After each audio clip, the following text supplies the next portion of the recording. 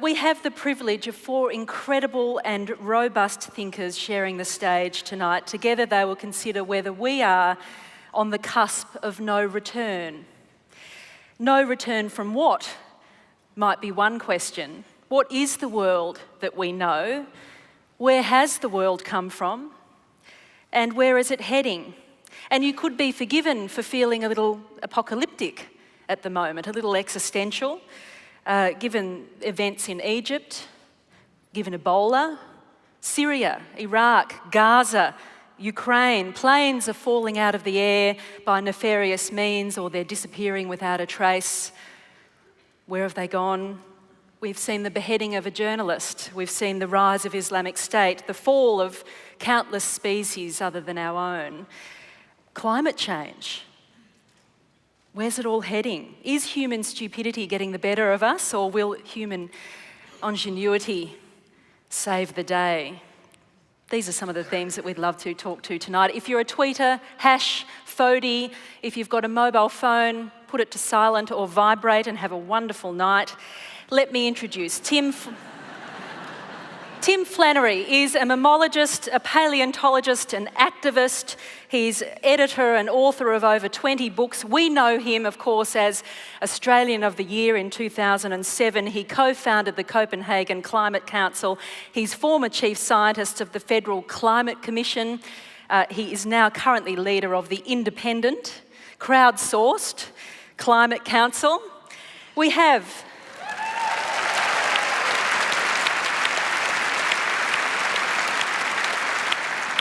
everyone who contributed.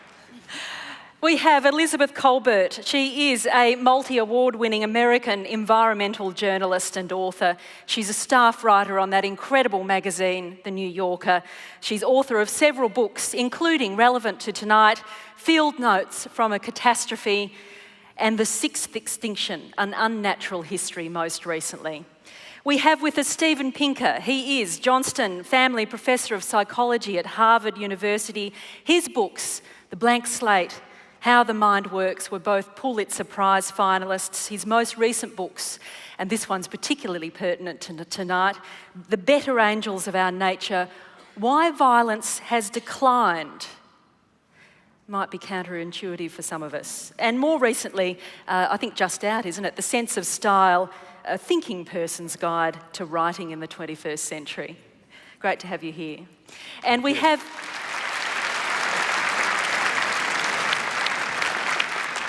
which means you've also got to clap Elizabeth.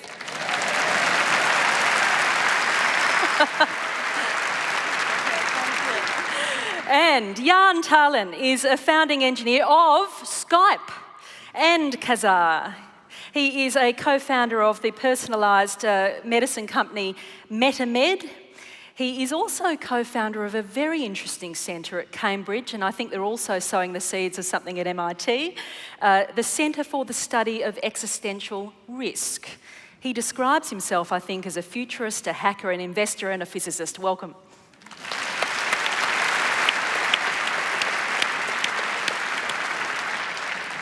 This idea of existential risk, this idea that a given risk might threaten the very existence of us as humans. I want to ask you all, actually, is there one existential risk that really worries you? Elizabeth? Well, I think that I think that we pose a much greater risk, to be honest, to everything else with whom we share the planet at this point. Than we pose to ourselves. There are, 7.2 billion of us on the planet right now, so we are robustly represented. How's that? So I'm going to leave it to others to study, to give us the existential risks that are going to do us in, and I guess I'll focus on the risks that we pose to doing other things in. Well, and the risk that we pose to them is a risk that's posed to ourselves. Potentially, though we've proved ourselves pretty adept at moving into the spaces of other species. And as I say, there are more of us than there ever were before, even as many other species are winking out. So it's sort of unclear exactly what our relationship is between doing in other things and thriving ourselves. That remains very much to be seen. Okay, I'll come back to you on that. Steven Pinker. I guess I'm skeptical of existential risk as an important topic for two reasons. One of them is that there's a long history, maybe going back to the book of Revelation, of apocalyptic thinking that always comes up in new guises. And whatever the newest technology is, people always imagine how it could be an existential risk. And the history of apocalyptic predictions is actually kind of amusing in retrospect. So in the 1930s, there was fear that if you combine the poison gas from World War I with airplanes, then you could have the threat of airplanes spreading poison gas over the surface of the Earth and extinguishing humanity, something we don't really worry about anymore, even though it's still technologically possible.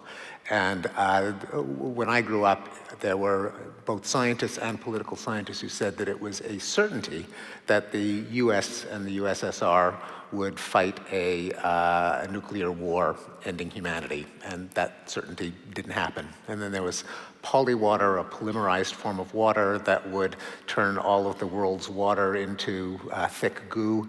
There's the nanobots that were going to consume every bit of organic matter and smother us in gray goo. The problem with existential threats is they're very easy to imagine if you simply play them out on the stage of your imagination. And they're often, I think, speak more to our anxieties than to credible threats. I guess I'm more worried about sub-existential threats. That is, rather than worrying about the very last of the 7.2 billion people on Earth today, I think it'd be bad enough if there's 10,000 or 100,000 or 1 million who get killed.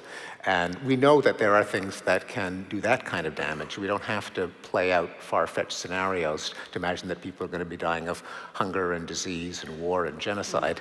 My priority would be these sub-existential threats that are certain, they're happening every day, and that affect the fortunes of actual people. That might not wipe us out, but will make our existence intolerable. Do you think, Stephen, as someone who has thought profoundly and deeply over many years about the nature of the human mind, is there something about the human mind that makes us want to catastrophize? Yes, so people are probably are overly cautious about possible lethal threats for a good reason, namely that the cost of having a false alarm to a non-existent threat is generally less than the cost of missing what could be a lethal threat. So we see and often hallucinate threats that aren't there, because if it wastes a little bit of our time, that's better than missing the threat altogether. So there's a built-in asymmetry in the hits versus the false alarms. But there's also a kind of, since apocalyptic visions and threats are always tempting to people who want to be prophets, to the various Jeremiahs, there is a way of establishing yourself as a seer, a prophet, a moral entrepreneur if you see some danger that other people don't. And it's almost a guaranteed route to fame and respect, to be the one that calls out the danger that no one else has noticed. And I think because of the first phenomenon, namely you can't be too careful, we tend probably to give too much credence to novel threats that we haven't thought about before that someone brings to our attention. So if they're novel, they attract our attention, and that may miss the reality check as to how probable the threat is.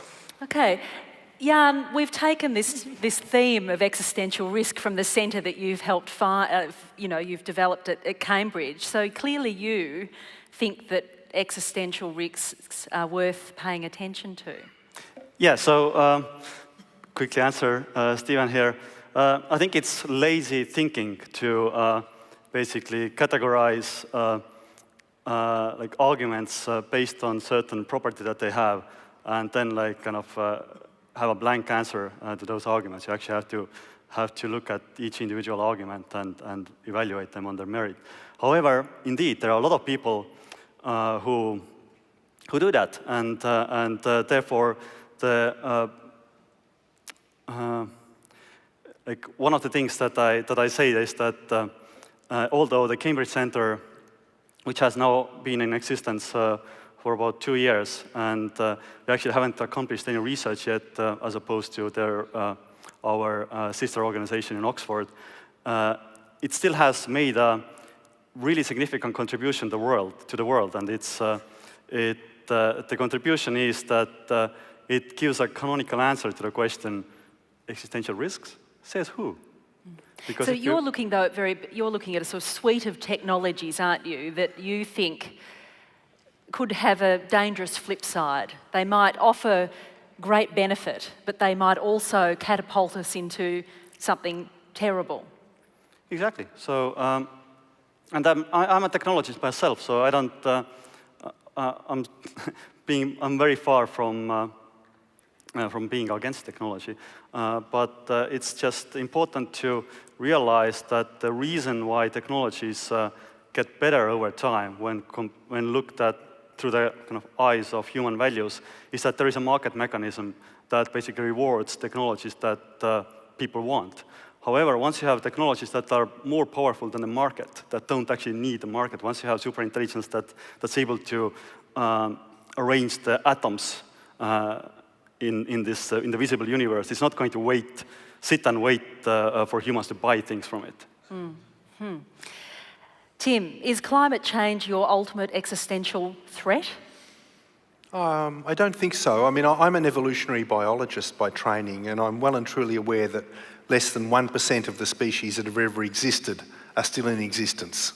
So taking the long view, the odds are against us, I'd say. I think it's a reasonable kind of assumption.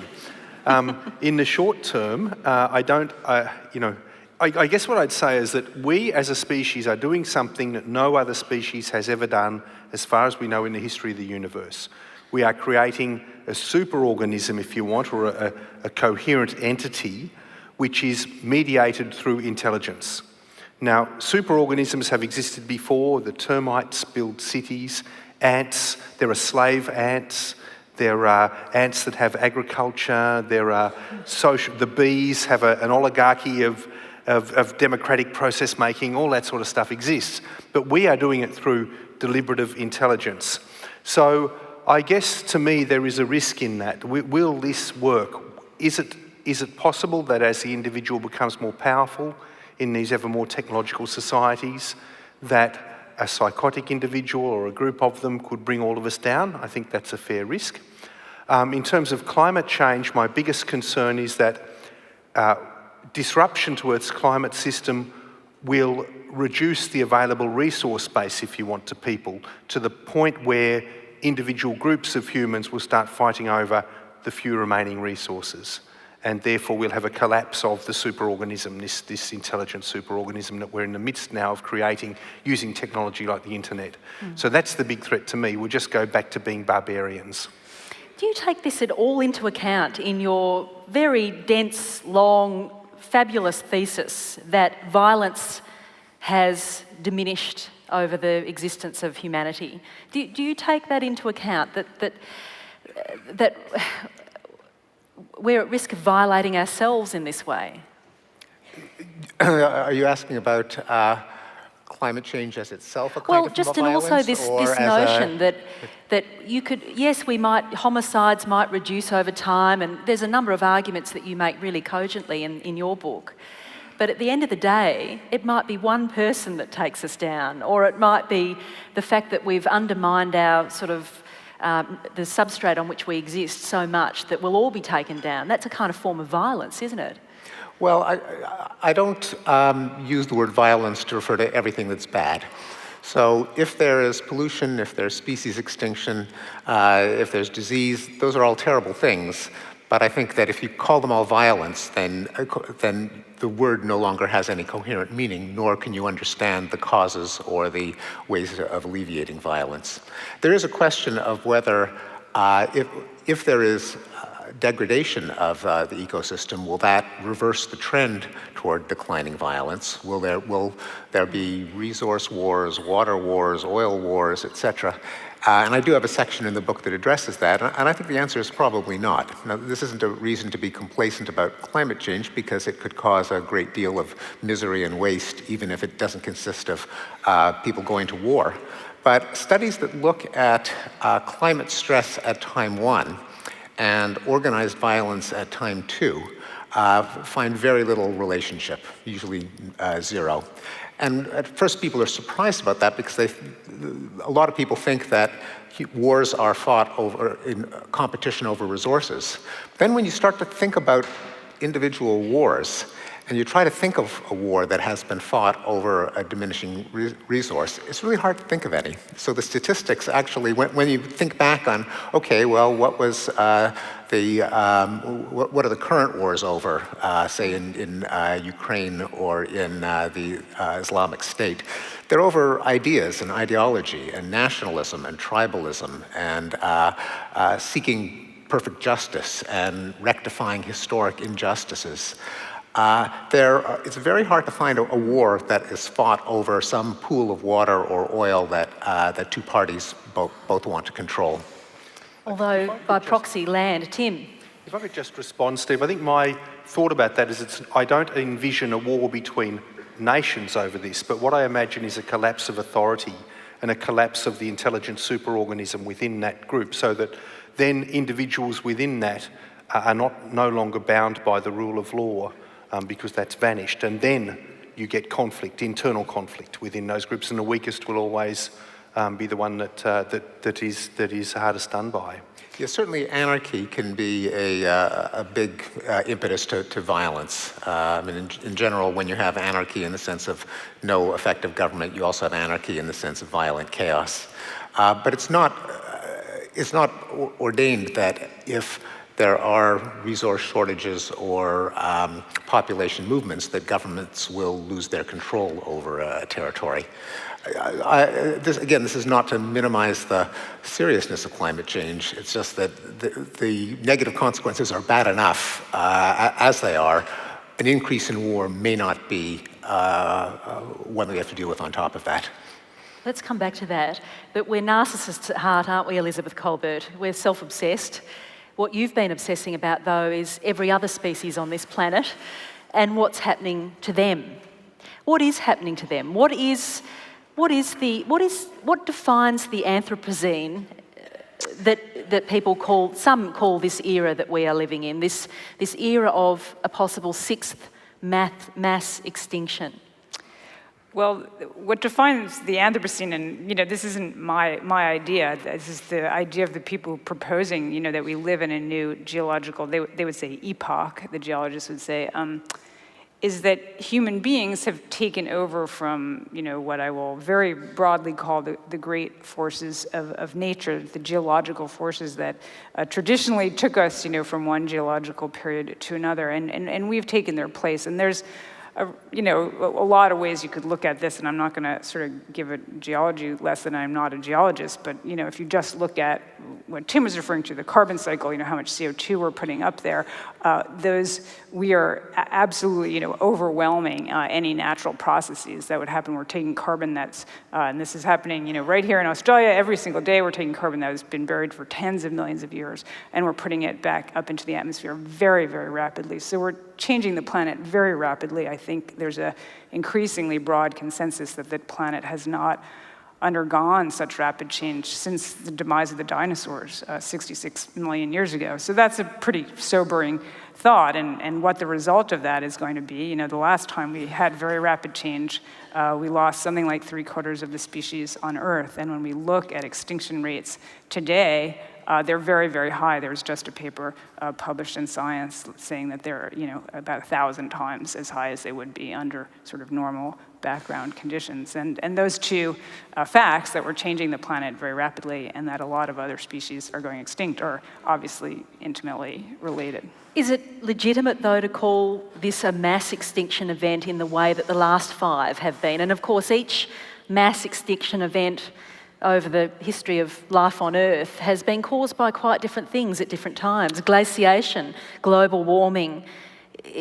Is it a mass extinction event that we're seeing? Well, when you're sort of living through it. I guess if you would ask, the dinosaurs, they might not have been able to answer that either. I don't think anyone can tell you right now, are we, sort of on the verge of one? Are we in it? Are we, pretty deep into it? I mean, you can argue about these things, but they are events that happen in what's geologically a very short period of time, but in a human lifetime, they're infinite. So. It's the kind of thing that, ask me when it's over, and I'll tell you. What makes this time different from the previous mass extinctions? Well, I think it gets back to what, everyone here has mentioned, that we are a creature, that intelligence, it's effectively being a product of human intelligence, and we can debate, there's all sorts of debates, is this sort of a natural force? Well, is an asteroid a natural force? Those are sort of semantic questions that I'm not sure are that useful, but this is the first time, I think, that one species is causing the extinction of many other species. In the past, I just don't think we can identify any other instance of that.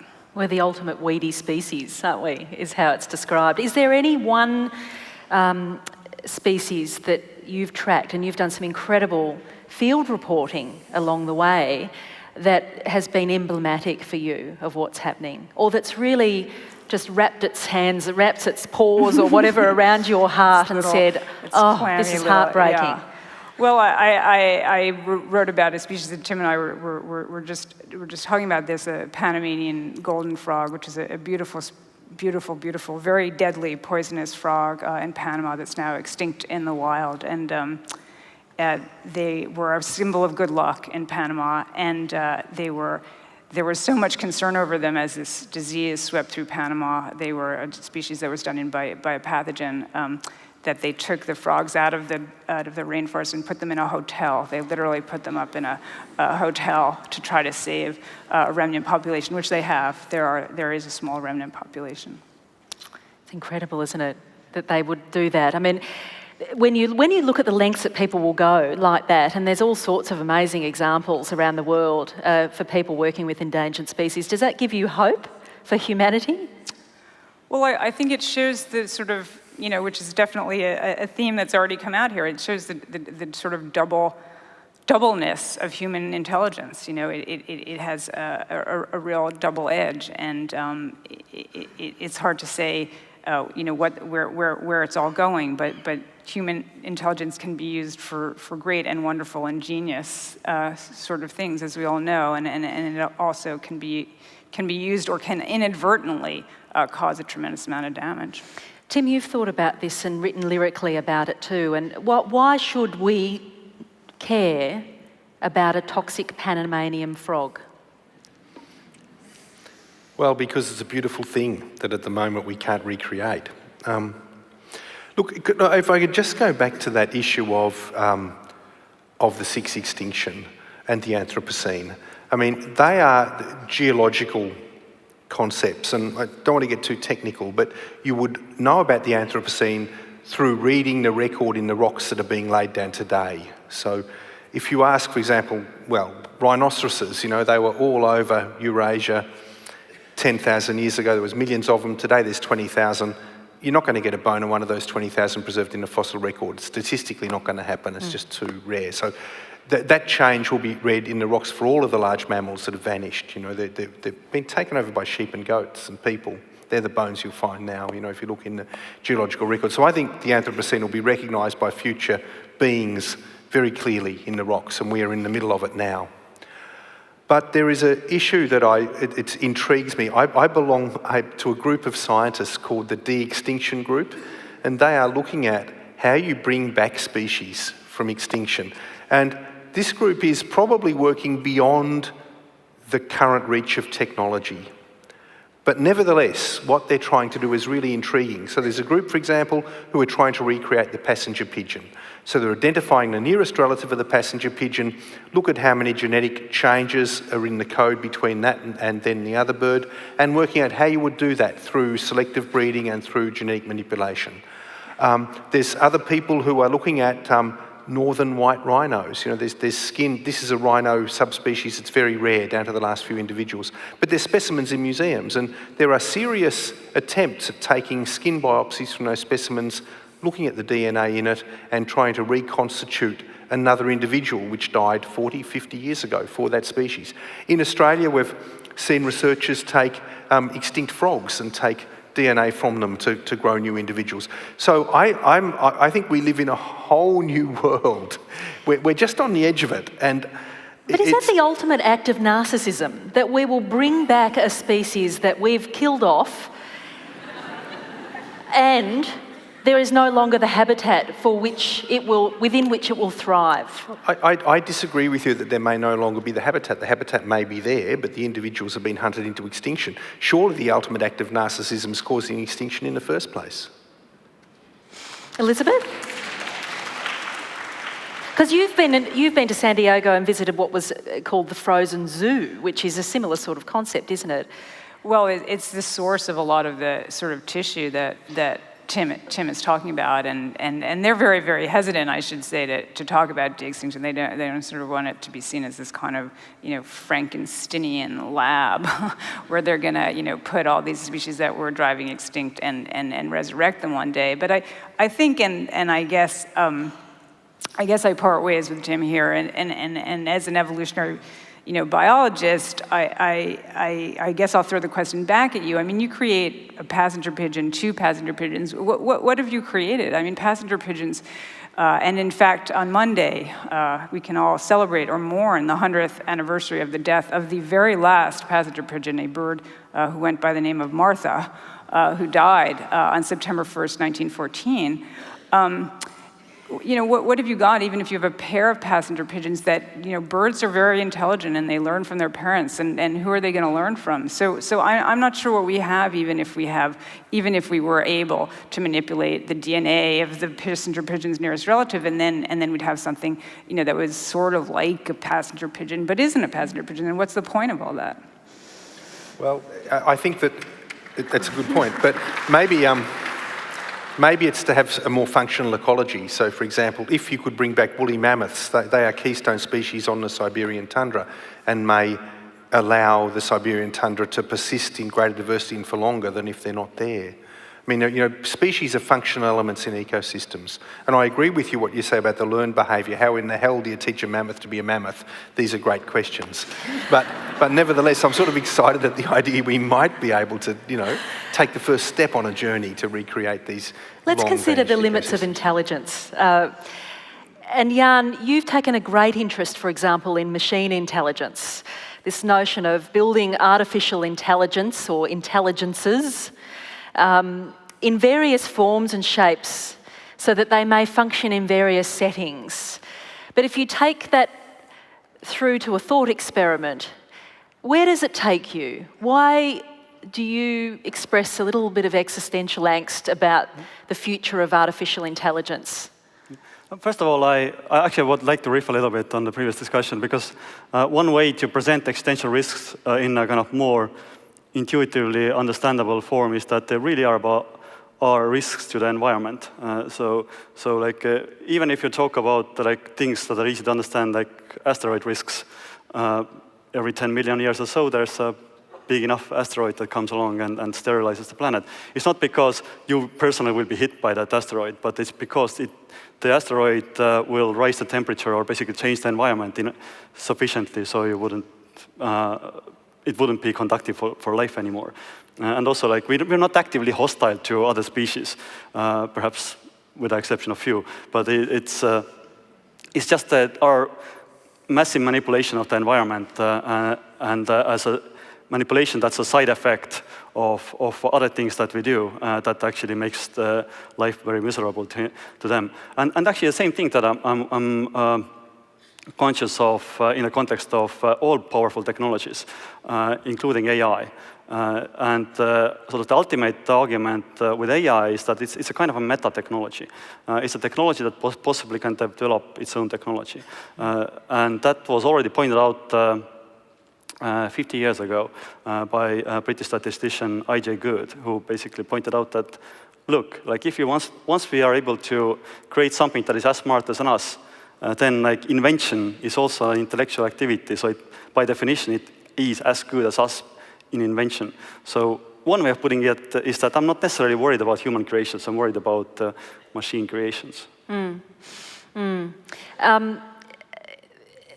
Stephen, just to think about, well, actually, I'll ask you, Jaan, this sort of the techno-optimism of our times, which is that technology will solve our problems. It might also retrieve some extinct species for our zoos.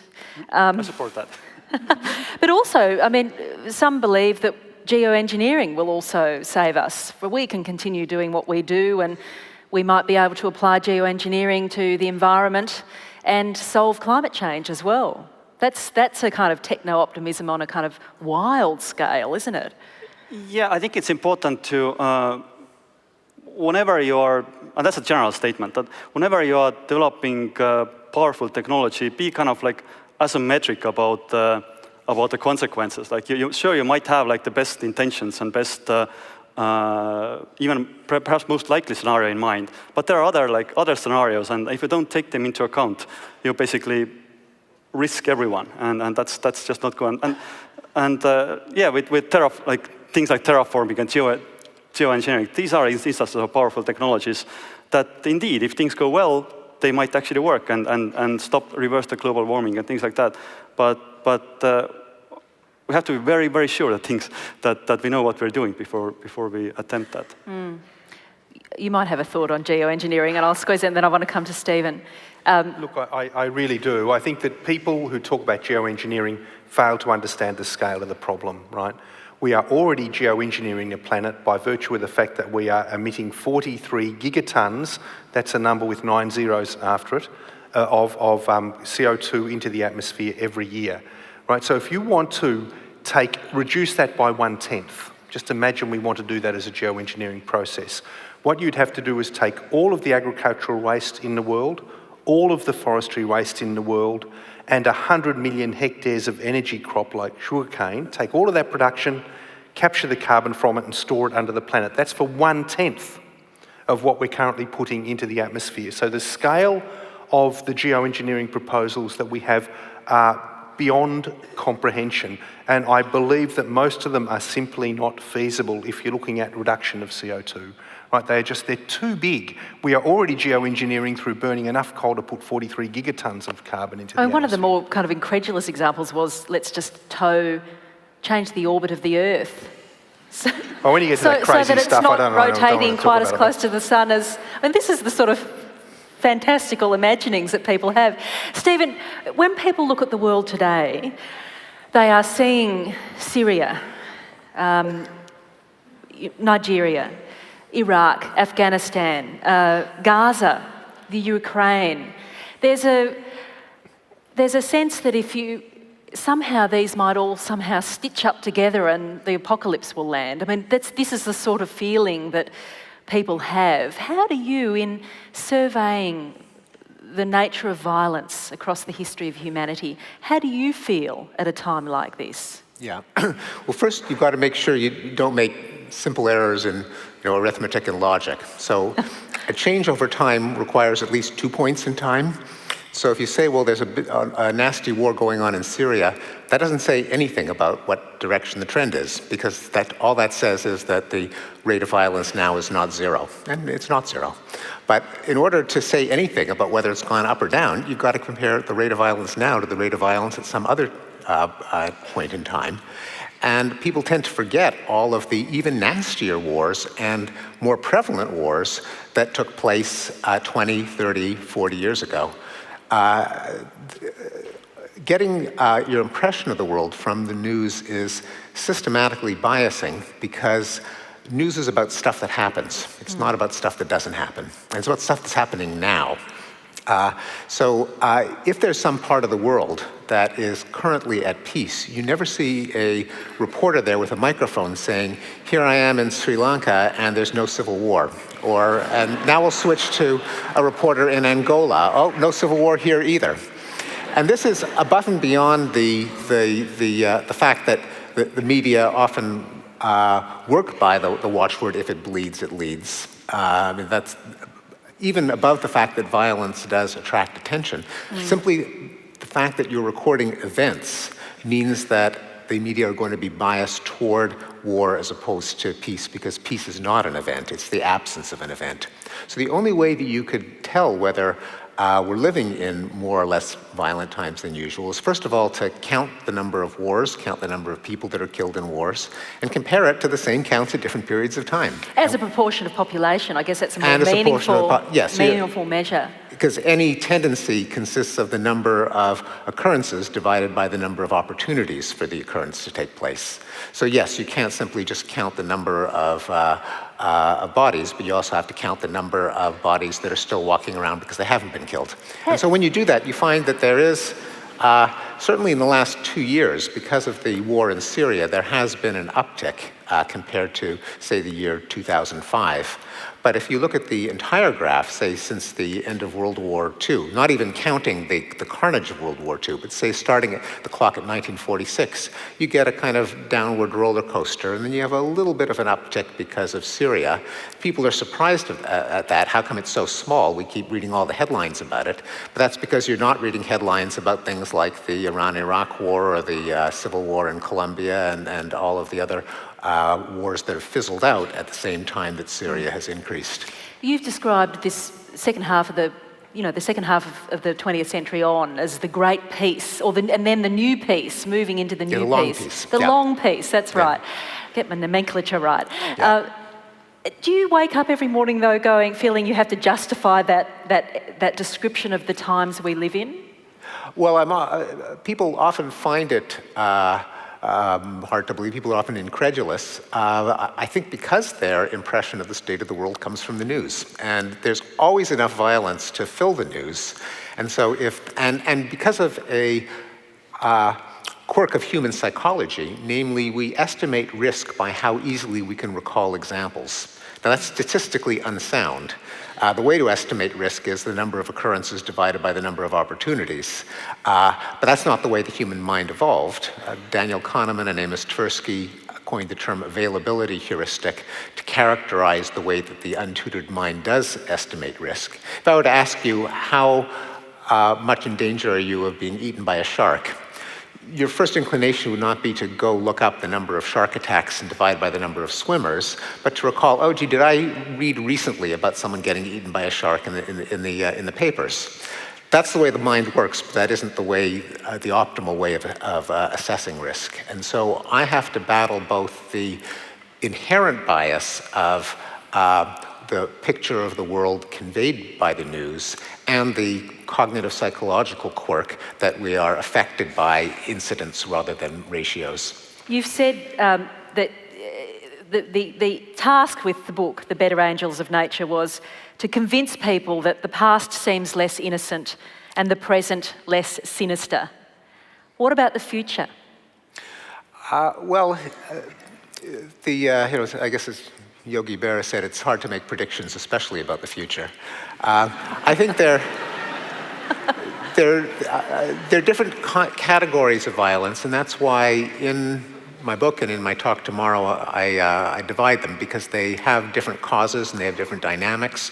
One-on-one homicide is not the same as war between organized combat units, which in turn is not the same as institutionalized violence, such as capital punishment or mutilations. So there are different stories for each one. And in terms of projecting into the future, there's some kinds of violence where I think it would be foolhardy to make a prediction. So terrorism, for example. In a world of 7 billion people, there's always going to be someone with a grievance. It's always going to be easy for them to get their hands on something that will kill people. That will be stoked by the fact that it is an instant way, in fact, the only instant way of getting worldwide fame. Kill a lot of innocent people, that's the only guaranteed way of making the headlines. And so I would not be willing to make a prediction there isn't going to be a terrorist attack tomorrow. Likewise, civil wars and insurgencies involving small isolated factions. The world has, again, with 7 billion people, probably more than 7 billion grievances. Nothing is going to prevent some group of young men from getting together and forming the Popular Front for the Liberation of whatever and starting a little civil war somewhere. On the other hand, there are other categories of violence that I think are more predictable and controllable. Interstate war, wars between two governments. Those have been in a steady decline. Wars between great powers, big rich countries, have pretty much vanished. There hasn't been one since 1953. Even with provocations like what we're seeing in the Ukraine, not even the most hawkish of American hawks is even considering declaring war on Russia over Ukraine. That's just no longer a live option in the minds of even of the hawks. So it suggests to me that anything can happen. There can be rude and ugly and nasty surprises, but barring some kind of catastrophe, wars between great powers are unlikely to occur, and even between two different governments. For institutionalized violence, I think there too the trends are favorable, that globally speaking. Say capital punishment, despite its anachronistic popularity in the United States, is on the way out even in the United States. The trend lines are clear, and it's always dangerous to extrapolate, but if you were to look globally at the number of countries that have abolished capital punishment, then the world is on course to eliminate it globally by the year 2026. So that, in presenting such an optimistic analysis of human violence in some sense, where we've got to, is that a risk of making us complacent, though, about the violent acts that do occur? No, in fact, I think quite the opposite. If you think that there's nothing that can ever be done about violence, people will always kill each other, either in general or in particular hellholes in the world, then it's easy to think, well, why even bother to address the problem? They're always going to be killing each other. It would be idealism, romantic, utopian to even try to bring the violence rates down. If you look at the graphs and it says, well, something that we have been doing collectively has been working, that is what energizes you to figure out what's gone right and do more of it in the future. And that's why I think it's important to emphasize that what we might think of as intractable conflicts may not be. For many decades, people just assumed that sub-Saharan Africa would constantly be torn by war. Turns out that the number of wars and the number of deaths in war have fallen by more than 50% just over the last 15 years or so. So even in a part of the world that by our stereotype is permanently in flames, turns out not to be. Interesting. Any thoughts on that? I mean, Elizabeth, I know you've read Stephen's book and you wrote a rather critical review of it in The New Yorker, if I dare bring it up. Sorry. Well, I think that what human history shows us is that, as Stephen said, it's difficult to make predictions, especially about the future. But one of the great projects of modern Western thought, the Enlightenment, has been that if we do things the right way, if we educate people, reason will prevail. And we've seen that, unfortunately, tragically, we've seen that, break down at several crucial and horrifying and close to apocalyptic junctures. And I just don't know that we can say, on the basis of what has, definitely statistically been a relatively peaceful moment, that we've overcome those moments of breakdown. I think, unfortunately, history shows us that there are moments of breakdown there that we couldn't have predicted. No one predicts the Spanish Inquisition. No one predicted World War I, and no one predicted World War II, and unfortunately they happened.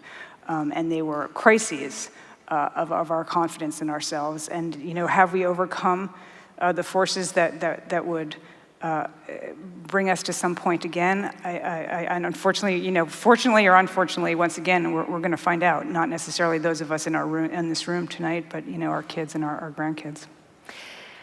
We are as smart as we are dumb, I guess, as a species. And Tim, looking at our response to climate change, and Australia is an interesting case study now, obviously.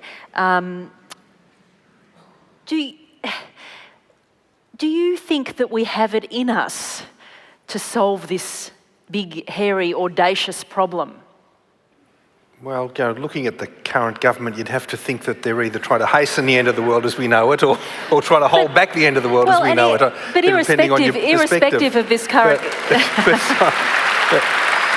If I could, Just to say though, look at Kyoto. Sure. Kyoto presented an opportunity. It hasn't come to fruition. Things have changed dramatically since Kyoto. We're in a position now where, look, 10 years ago when I wrote The Weather Makers, which was about our, where we were in terms of climate change, we were emitting about 32 gigatons of CO2 into the atmosphere a year. That was an awesome figure. We're now up to 43. So the crisis is advancing upon us very quickly. If you take a carbon budget approach, we can say we could probably burn 1,000 billion tonnes of carbon between 2000 and 2050. We've already burnt 40% of that budget. So we are tracking a worst case scenario. At the same time that's happened though, sources of clean energy have become spectacularly cheaper. So the price of production for solar panels has declined by 80% in the last 4 years. That's a massive decrease in cost. It's making them competitive with burning coal, for example, or close to in some cases. In terms of wind energy, we're seeing a revolution now that is taking what was almost a bespoke industry, like a homemade industry, and truly making it a manufacturing platform like automobiles. It's automating it, everything's going to be containerised, it'll all be easily shipped, and the costs are dropping dramatically. So and electric vehicles, Tesla now is capitalised at half the value of GM. They're only making 40,000 cars, but people obviously think there's something in this, So I think we've got the tools, most of the tools we need. What we lack still is the will, and it's not the will to pursue clean energy approaches. What we lack is the will to confront the vested interest to close down the polluting industries. And that is the big issue. And we've got a very limited time frame within which to do that.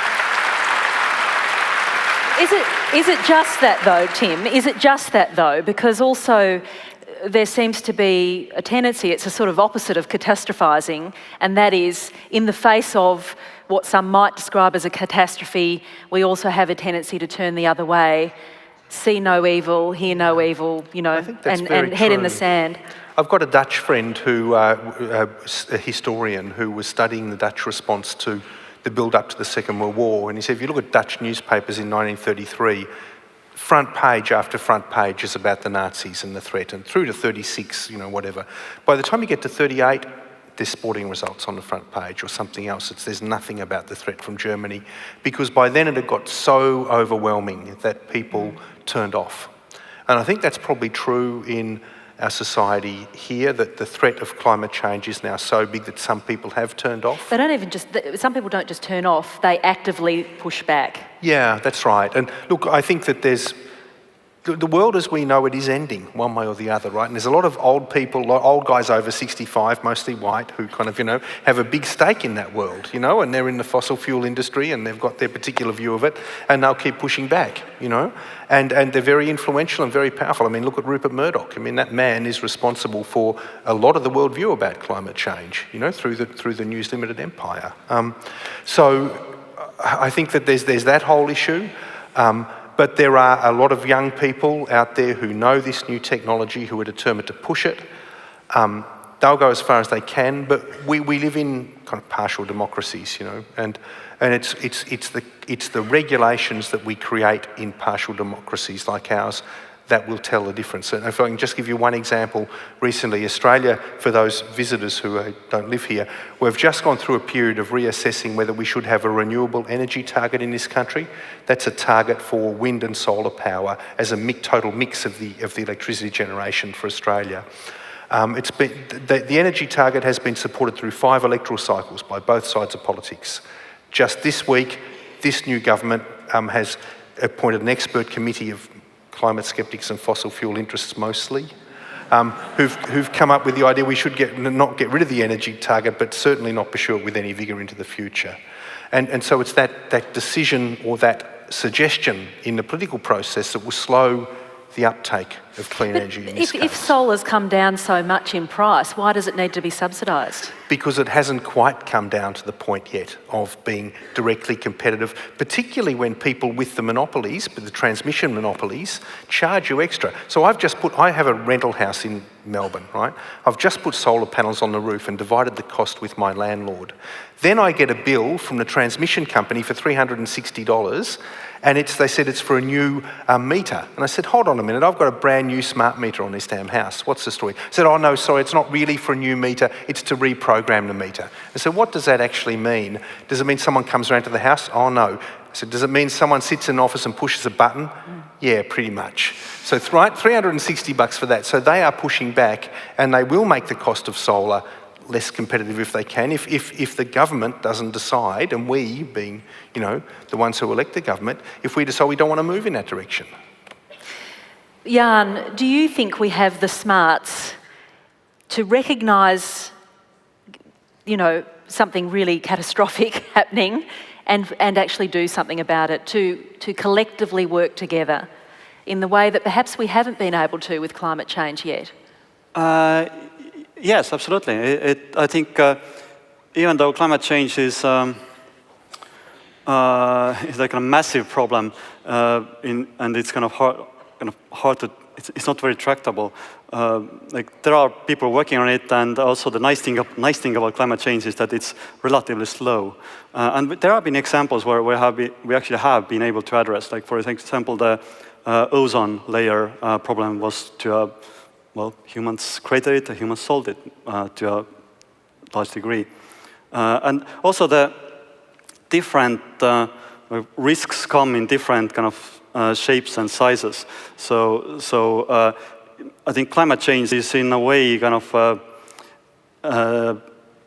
yeah, like I said, intractable because it's a side effect of the entire human economy. Whereas things like risks from new scientific experiments or risks from new specific technologies, they're much more tractable because, like, I mean, personally perhaps know the people who are going to do them, or I know people who know those people. So we don't actually have to mobilize the entire world to address them, but we just have to have a much more tractable task at hand. Yes, indeed. Stephen Pinker, are you, dare I say it, an optimist? Well,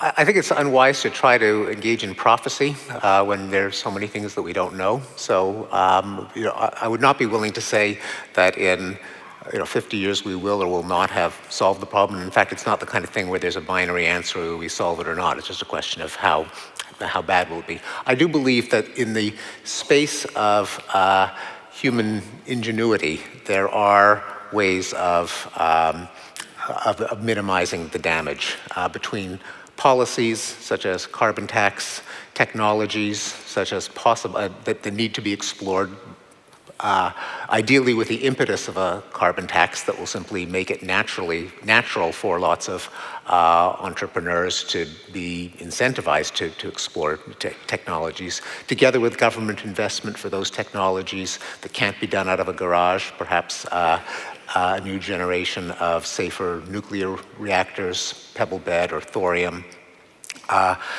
Probably the solution, if it exists, would have to involve a lot of different technologies simply because of the magnitude of the problem, including conservation, including solar and so on.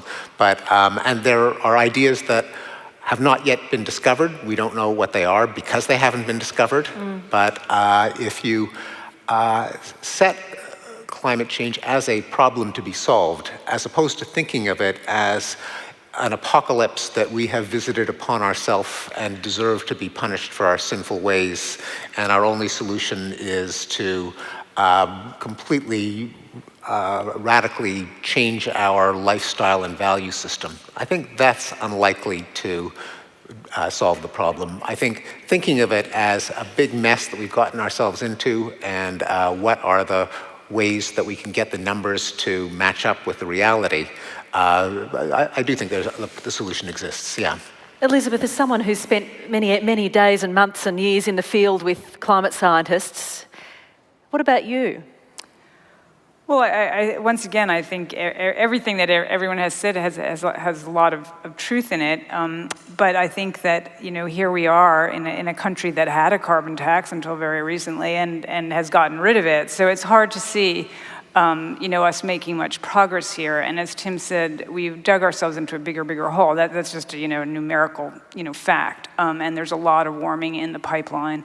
that there's nothing we can do about. So I think that most climate scientists at this point would say, we're not talking about solving climate change. That's just not even an option. We're talking about, the difference between disaster, potential disaster for, once again, for human civilization, not necessarily an existential threat to humanity, but an existential threat probably to many other species. Do we have the capacity to deal with it? I think, yes, I do think we have the capacity to deal with it, but unfortunately we haven't shown that we're going to. And that's the big gulf, the gulf between doing it and having the capacity. And I think it is, unfortunately, we do stand at some kind of, and maybe we always think we do, but we do stand, I feel, at some kind of hinge of history, and we're going to make choices without making them consciously, quite possibly, that are going to affect, really affect life on this planet more or less forever. That's the point of the Anthropocene. And that we need to bring those choices into consciousness, and we need to try to make them the right way. Can I just, as a last question, it's probably an odd one, but should we just make peace with this possibility that as a species, we're sowing the seeds for our own destruction, and that some other life form will rise up after us, that we don't actually matter that much, that if we end up ending, life will go on in some form? Not necessarily. Well, Is that a really cruel last question? Yes. Well, just... Are we that important? I mean, I often think if we don't solve climate change, human life might end, but something else will evolve after us. Well, not necessarily. And also that's, I think it's not the relevant question, because we may not matter to the planet doesn't care about us, but because planets don't care about anything, they're not sentient, they're not intelligent, but we matter to each other. And so yeah, if there's an enormous amount of preventable suffering, or famine or disease or waste, then that matters because it matters to us. And I don't care what the planet thinks about us, but I do care about what we think about each other. Good answer. Jaan. Yeah, I once talked to a roboticist who basically presented the same argument that if we create something that is smarter than us, shouldn't we just treat it as our kind of children?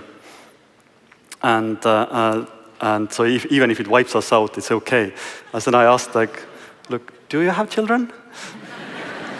and do you realize that they will be wiped out? And then his answer was probably the biggest euphemism I've heard ever in my life, was that, yeah, there will be a local inconvenience. Tim. Sorry, that was an amazing answer. Wasn't it? Look, I think we really are important. I mean, life has been present on Earth for between 3.5 and 3.8 billion years. And in all of that time, it has only thrown up one intelligent species capable of creating a superorganism. If we become extinct, I don't think our like will come this way again. I mean, the Earth's only got another 1 billion or 2 years to run anyway because of the sun and all the rest of it. But what we are, we have given coherence to Gaia, to the Earth system in a way. I must say, I think of us very much as being a brain to Earth's body. And very much like our brain. I mean, our brain is probably the most selfish and greedy organ of the whole body. It weighs 2% of our body mass but uses 20% of the energy that we consume. It'll shut down every other organ in the body before it deprives itself of 1 iota of oxygen. And we're the same, we're selfish and greedy, but we all live by one rule. We know that we can't bankrupt the body we depend on, and in our case the body is the Earth. And what we've given the Earth is self-awareness. We've given it we're in the process of giving it a coordinated system through our sensors that run from the deepest ocean to the agricultural lands of the planet to the satellites that swirl above us. We are, in a sense, that brain of the Earth, and I think that's an incredibly precious thing. And I do care whether we go extinct or not, and I don't want to think that we will vanish and just leave a brainless Earth once more. And not only have we given the Earth a brain, we've given the Earth a chance to reproduce. Maybe in the very distant future we'll be able to colonise other planets, and that is an act of Gaian reproduction. We can take, perhaps, the Earth system. It's science fiction today, but without us, even that possibility, I think, wouldn't exist. Elizabeth. Thank you, Tim. Great answers, all of you. I do think that's taking sort of resignation a step too far. And I think that, the other thing that we have to keep in mind is the thing that's going to, it's not going to wipe out unless you had I suppose you could have some kind of wonderful virus that just takes out humans. But, the ways that we're planning to destroy the Earth, the ways that we're really intent on destroying ourselves, it seems, are more likely to have a very, very profound effect on all of life on Earth. So I don't think it's that surgical. So I do think that we need to, as opposed to just being sort of knights of infinite resignation and consigning ourselves to the evolutionary sort of dustbin, we need to sort of step up and take responsibility for what we're doing. That would seem to me to be a sort of more appropriate response to what's going on planet Earth right now. I suspect there's quite a bit of agreement about that in the room, is there? Well, what a wonderful opportunity to hear 4 fantastic thinkers speak. Thank you so much for being here, and enjoy the rest of your festival. Thank you.